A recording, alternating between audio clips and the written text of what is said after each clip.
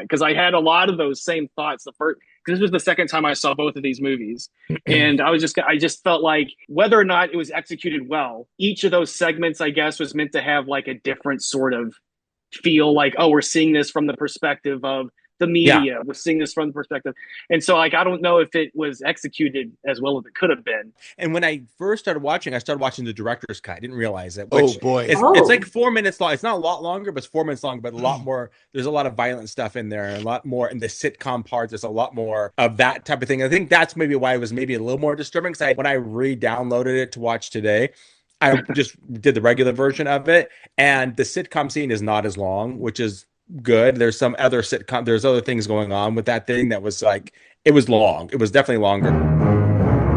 It's definitely more graphic. I was watching it with Max at one point, and he's like, "What the hell is this movie?" And he kind of liked it because I told him he's talking about I was doing the podcast today, and he's like, "You didn't finish it." I'm like, "No, I downloaded it again today and just watched the regular version." He's like, I want to see the end of it. I want to see how it ended and see how they wrapped everything up." And I'm like, I go, even the jail scene for me, it was too much. The warden, what's the warden's name again? Tommy Lee Jones. Tommy Lee Jones, way over, too over the top for me. Dude, no, that was like, him and Downey Jr. are my favorites. Robert Downey Jr. It was over the top, but because he was a talk show host, I was like, okay, that makes sense. The warden, I'm like, oh no. everybody was a satirical take Yeah, on their identity in the film. Like everybody was supposed to be hyper realized for yeah, sure. Came yeah, out in 1994. MTV was hitting its stride at the time. yeah. So all of that cut, all of those Dutch angles, all of that stuff was just Oliver The Stone crazy saying, lighting. I Yeah. can do this too, and I'm going to do it to Hollywood budget standards. He did have a method to his madness. So one thing I wondered was, how they play like live action film in the background. Like there's Yeah.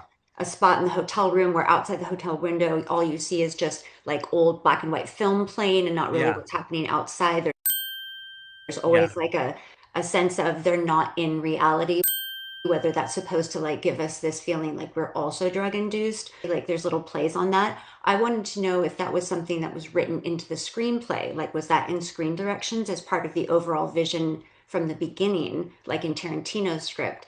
And it was, but Oliver took it in a completely different direction. Like he added all the animation and gave it like a language. Like he used the color green to indicate the sickness in Mickey's head. So there were several scenes that shows up like in the prison cell and in the pharmacy. Like you really get everything just turns completely green, the whole scene. Yeah.